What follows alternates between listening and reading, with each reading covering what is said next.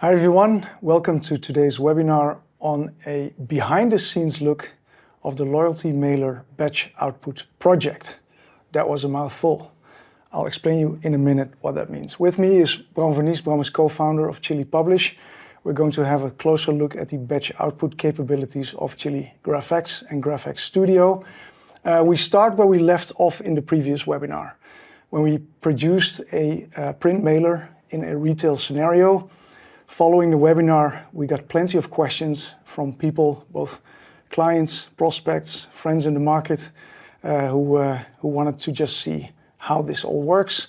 Is it as straightforward as we talked about it? Show us how you do this, that. What about the data? What about the automation? So we decided we just do a bit of a sequel, but we talked to Bram, because we need to really get under the hood of the platform to show you how things get done. So on the screen now, you see the actual mailer that we produced. Of course, in preparation, we looked at what was the most straightforward way of picking up the thread of that conversation. And we start with what we wanted to produce, which was a personalized mailer for the clientele of a supermarket, or rather a chain of supermarkets. And we were trying to show all the capabilities of GraFx Studio in a multi-channel environment between print and digital use cases. And we figured a nice print mailer who wouldn't like that for their clients. So Bram, can you talk us through, just on the high level, the different elements of the briefing for this print mailer, please? Sure. Hi, Kees. Hey. Hi, everybody. So indeed, what you see on screen is in Acrobat. It's the resulting PDF of the output of our print mailer. So this is what we are going to produce. And if you browse through the PDF, then you will see that each of the pages is, of course, as it is a personalized mailer, has a different set of data in there. So what the customer in this case asked us is, look, this is a template I want to send out to my customers on a repetitive basis. It's loyalty. I want to send them a birthday offer and a happy birthday mailer, and it has to happen every week. Of course, there's the data that we see that will fit in the envelope, in the window of the envelope. That is part of the briefing, so that the envelope shouldn't be personalized, but the address is on the mailer itself. As you can also see, by the way, there's bleed, so there's print-ready features in the PDF.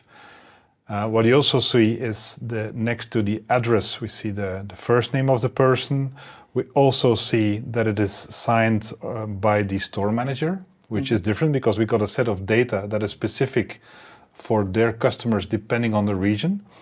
And in the data set, they will also give us information about the category of products that they are most interested in because of their purchase behavior. So that's information we have. And of course, there will be a personalized QR code that they can use to go to a landing page and then see the offer they get for the mailer. And then if you browse through the pages, then you see all the different names. By the way, of course, there's fake names because we are ISO certified, so this is dummy data. And you see, depending on the person, you see different image, and the QR code changes. Of course, the address changes, and so on. And this is what we're going to walk through, because this was the end result of the previous webinar. So that's basically the briefing we got from the customer. Can you make it happen? Merge that data onto the design, produce personalized graphics so that it's ready to go to print and mailer fulfillment. Very clear. Let's have a look. Yeah, indeed.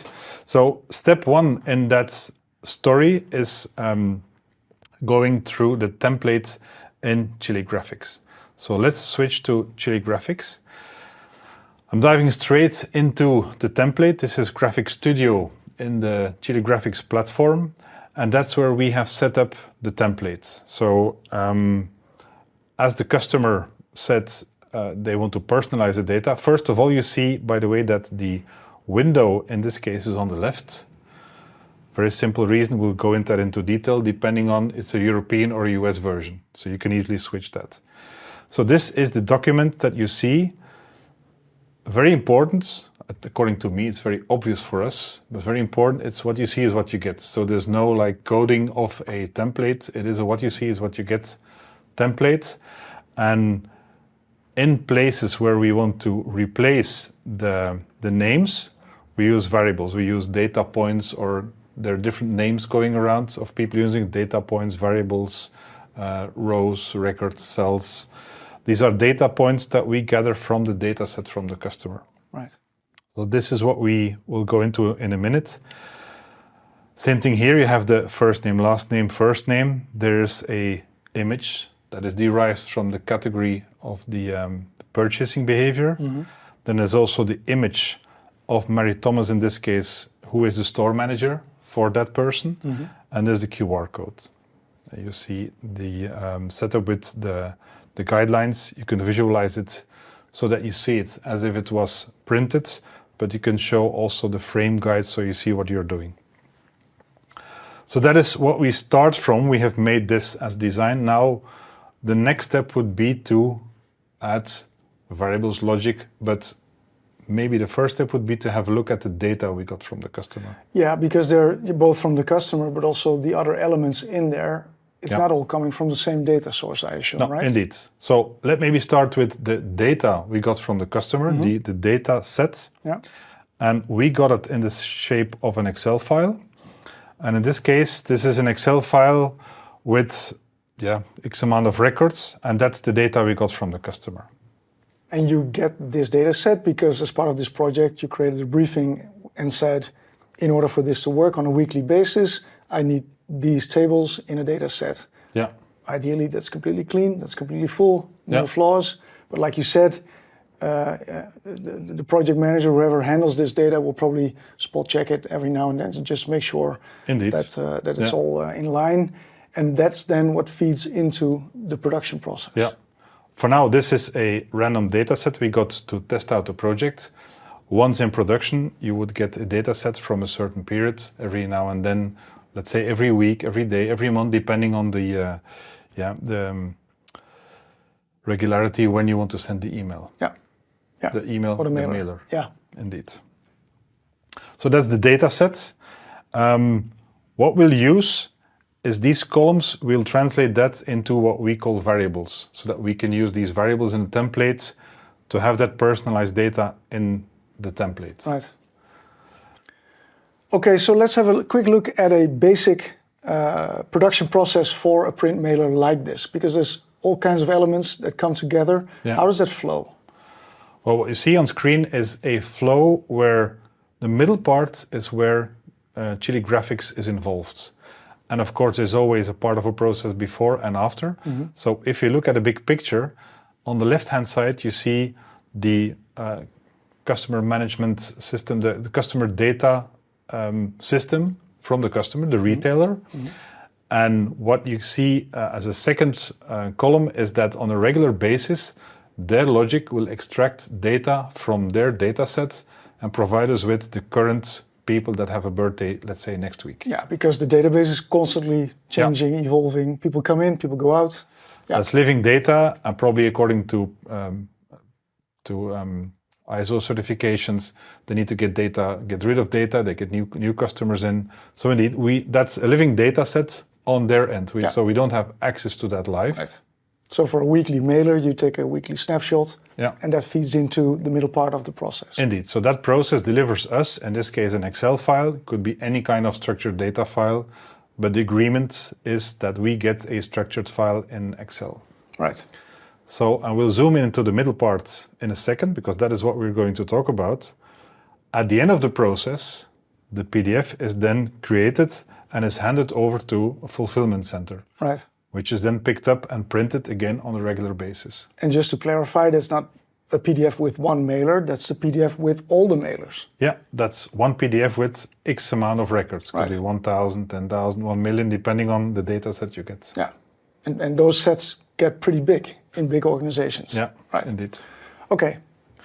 When we then zoom in on the middle part, what we're going to look at is the data set on the left. What are the ins and outs on the data set? So we get this information from the retailer. How do we link that to the design, what we call the template, the smart templates? Then we add some logic to that, and then on the output side, we make a PDF. Yeah, and as we're developing Chili GraFx and GraFx Studio, this becomes such a rich environment that we start referring to it as a composition model. Yeah, indeed. So the smart template, in my eyes, is part of the composition model, where we have the logic, where we have the business logic, the scripting, and the data sets, the variables, and so on. Yeah. That's all part that makes indeed the composition model that then outputs, in this case, a PDF. Right, and everything comes together at the right point in time, because also time is an issue. Like we just said, if it's a weekly snapshot, could be a daily snapshot, depending on the outputs. So composition really means bringing together all the ingredients that you need for a personalized, localized, highly relevant message to your audience. So okay, that's the high-level process. Now, if we zoom in, let's take a look at the template. This starts out as a design created from a designer, from an agency. This is how the mailer should look like. And it would have the address, addressee, an address. You address the person with a first name, with a message. You will see an image from the category of your most purchased products. And it will be signed by the store manager. And that will again vary depending on the data we get from the data set. Yeah, and you said agency, could be an in-house agency, it could be your marketing team, your design team, your external agency. Look through what you see on the screen and just see it as a combination of visual design, copywriting, data with your customer behavior, purchasing history, everything potentially coming together in a template like this. And our goal is, just like Kevin said in the last webinar, everybody should be able to do this themselves. Right. Whereas we strive to provide the means, the tool, to make it as simple as powerful as possible, so that you don't need an external agency. You could do it in-house, but this could be used by your agency as well. Right. Yeah. So step one is, let's have a look at the data. We saw the big picture flow. Let's now go back at the data, because this was also part of the flow. And as you see, this is the data we got. This is a sample set of data. And we see we have a customer ID that we can use in the QR codes. We have first name, last name, birth date, which would be a selection, of course, of the current birth dates. Address, city, state, zip, which is interesting because it has a comma. So as a techie, we need to take care if that doesn't interrupt somewhere. Not a problem, but just good to be aware. The country, which is interesting, the store manager name, and the category, and that will be used for the image that we can link to that. Yeah, and you say that the country can be interesting. It really depends on the execution, correct? Indeed, because for example, in the US, you have US letter as a format, as a print size. When it would be a European country, we could switch to an A4, for example, or a different format. And that's logic you can build into the composition model, into the template, to make that switch automatically. Yeah. That's part one. If we look at the briefing, and the briefing says, depending on the category, we also need to put in an image. Right, because we want to, sorry to interrupt, but we want to send someone a birthday present with a personalized offer. And we assume that if you buy certain products more often, that you would appreciate getting a discount on exactly that category. Yeah. And that's what we want to, just as one element to drive the engagement with the mailer, include in here. But it's not only that, depending on the customer wants to do a certain campaign, we can do any combination, or you can set up any kind of combination in the logic in here. We'll show that in a moment. Same goes for the store manager. There's the name, but we also want to link that to a picture. Right. Of course, these pictures don't make themselves. We got these from marketing. Say, look, these are the categories and these are the store managers. Can you provide that and make them available? For example, you see here, these are the store managers, the current store managers that are in managing all the stores in there. If you have a look, we also got the images of the categories. And there you see, depending on the name of the category, we can use one of these assets. Yeah. I will show you in a minute how we can link these two together, starting with the data, how this can happen automatically. Yeah, and that's how you see that every one instance of that print mailer combines data of where the client lives, because that tells them that's the store manager with the picture. Yeah. Then you look at their purchasing behavior to see the product category.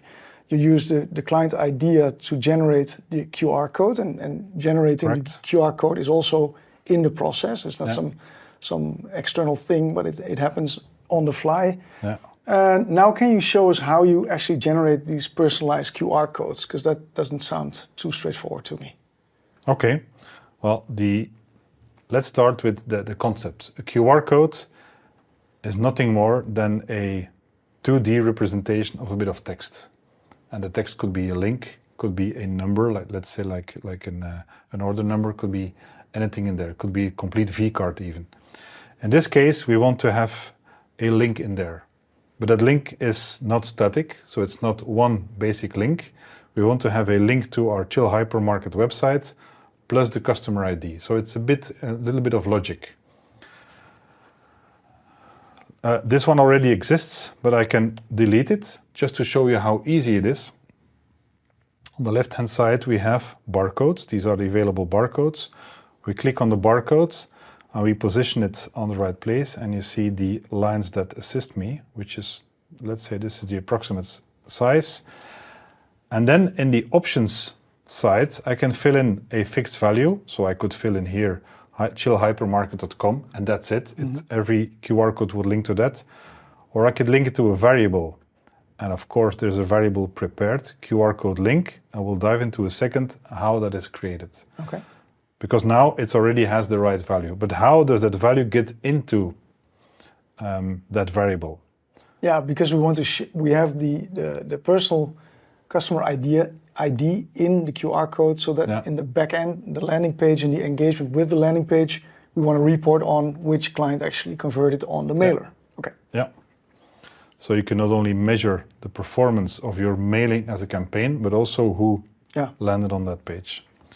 Meanwhile, I went through my variables, and there's QR code link, which is a simple text variable. Like I said, a QR code contains nothing more than text.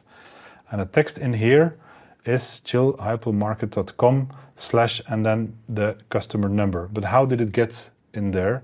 That's where the magic happens. So I can change it manually, but of course that wouldn't work for 10,000 records. That would take a while. We have something called actions, and in this section, actions are what we call scripts or actions. And this action will be triggered when the customer ID changes. So for each line in our data set, it will have a different customer ID. So that script will then say, oh wait, I need to do something. What it has to do is in the action, and this is plain JavaScript. So if you're sufficient in JavaScript, you can just write a script, there's documentation, and that's done. But not every designer, and that's where the balance is that we are looking for, not every design is sufficient in coding. So that's where Genie comes in. So what I'll do now is I'll just delete the full script, and let's say, okay, I need to prompt to our Genie, and GraFx Genie is our AI assistant that will help you to write that script for you. And the beauty of Genie is that it knows the contexts. So it knows the names of our variables, it knows the frames, it knows all the context, so you can be somewhat vague as long as it has sufficient information, and it will make the scripts for you. So what I did is I prepared a little prompt, make a link to the QR code link variable, combining the fix URL part, and then that's the part, and the customer ID. So that is in plain English. Now you have a personalized URL if this works. Yeah. And then it generates the scripts, and you'll see it even helps you by adding comments. What are the steps that it took to make that script? It repeats the prompt, and then it says, okay, this is step 1, step 2, step 3. Step 1 is finding the customer ID in the right variable. So it's recognized customer space ID must be that field. Then it adds the fixed part plus the customer ID, and it puts it in the QR code link variable because it recognized that name with that basic information. And just to show that it works, the moment now we change the customer ID, it will trigger the script, and it will update the QR code you see in the background. the moment. Let's change it again. Okay, now we have a personalized QR code in each of the individual mailer outputs. Let's have a look at another variable. Let's have a look at the product shots, the category shots. Product shots, and basically every moment every instance where we have an image. It's the same concept. But let's look indeed at the product category, because this is an image of the most purchased category for Janice. We know that because in the line where Janice is in here, and I know, but you get the point. Let's say for Lee Harper Lee, it is breakfast. Right. So let's have a look. If we fill in our predefined variables what the category is, and I need to look product category. So let's try out if we fill in breakfast. And again, I do this now manually. We'll do that automatically in a moment.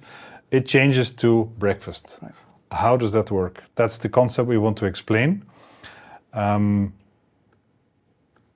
you have seen, the trigger is the placeholder product categories. That's the info we get. So we will use that bit of information to make another action. We prepared it here, category, and you'll see when the value changes of product categories, it will execute this action. One line of action, very simple, but it looks very frightening. So let's get rid of it and ask Genie, can you do that for me to set the discounted product image? And again, I don't use exact the name of the variable. It will find out to the contents of the product categories variable as a PNG file. Because I know, let me switch to GraFx Media, I have PNG files of all my categories. But how do I link these? Well, Genie, you figure it out, and it will write a few lines of code, in this case only one line, to set the variable discounted products to get the product category's name and add as a PNG. And there's no more to it than that. Now my script is baked into the system. Let's try it out again with another category. Which categories do we have here? For example, the category Halloween.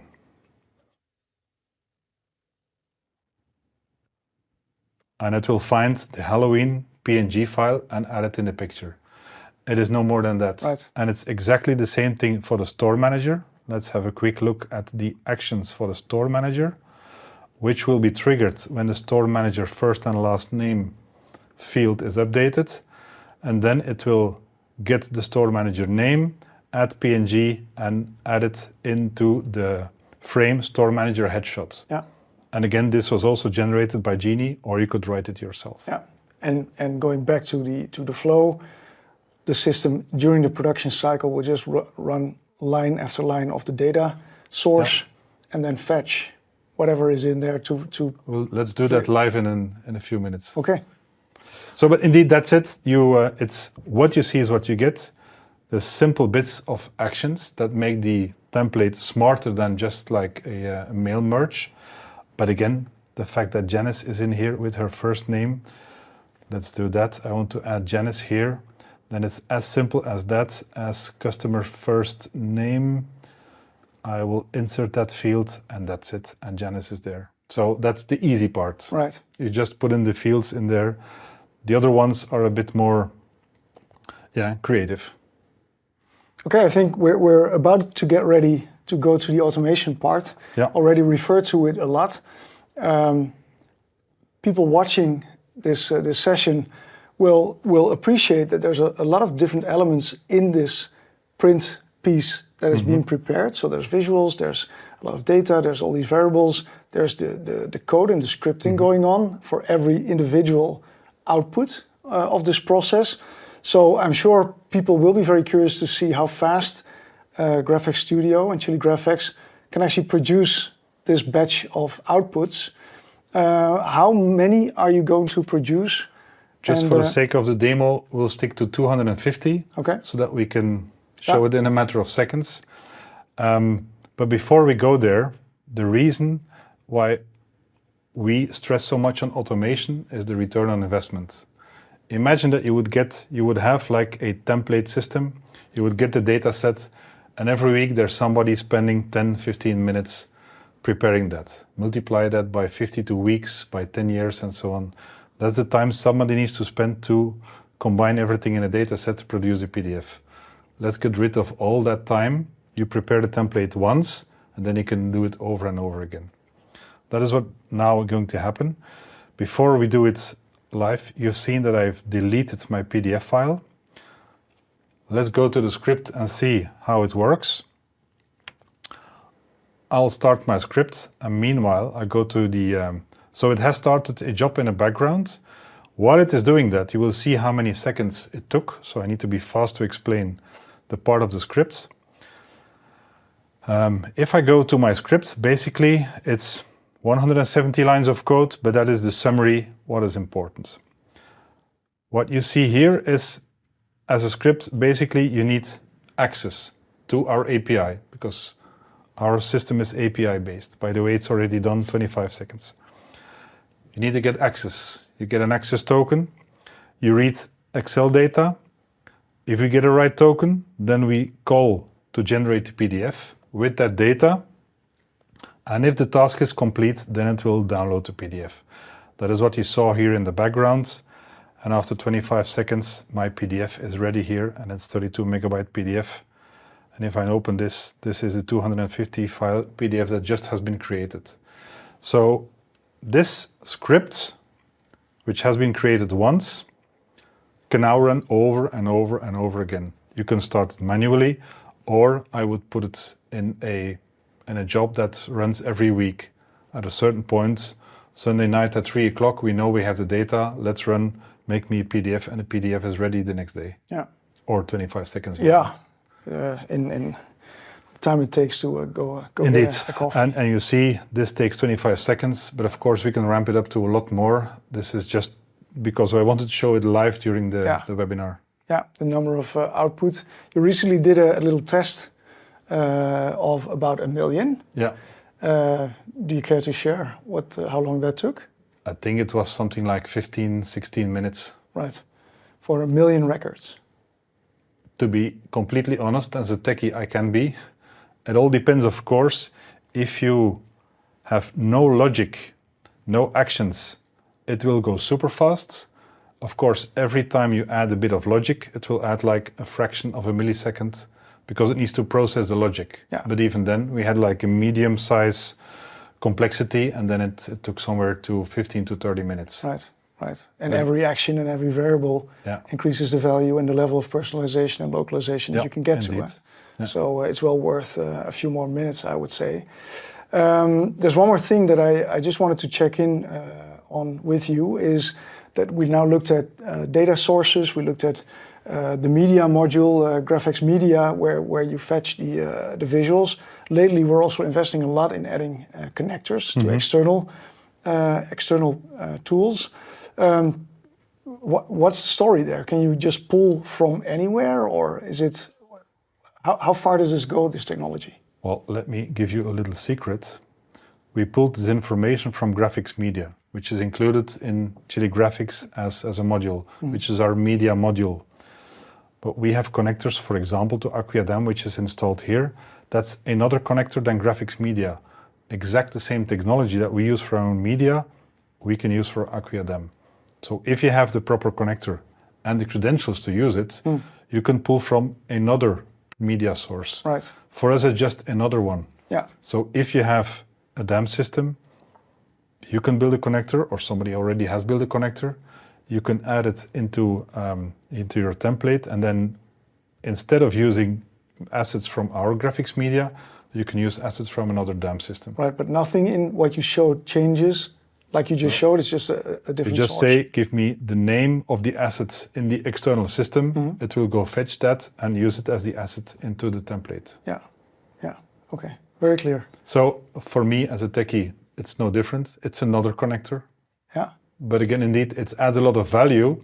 What we do is make it very simple and transparent for the user. Yeah. Okay, so we did the webinar a couple of weeks ago when we talked about the use case and a bit more high-level way of telling this story. Today we try to just walk through the different steps in the flow of going from a creative design for a print mailer to a batch output with all these different variables and actions and logic in. What do we want to leave the audience with? Try it out. Give us a call so that we can show you how simple it is, or we can prepare a proof of concept with your data set so you can see how fast it is to create a template, how fast it is to produce the outputs, and to see how simple it is to make it in a script and fit it into a bigger picture of a workflow process. Yeah. And this was a print mailer, but it's safe to say that it would go for any kind of marketing output asset you want to produce at scale using your data, using your designs and your brand identity, and just run it through an engine that can really produce at scale. Indeed. Okay, well, thank you, Bram. Like Bram said, if you want to know more, learn more, talk to us about what this can do for your organization, please don't hesitate. Give us a call, drop us a mail or a message, whatever, and we'd be happy to show you what it can mean for your organization. Thank you.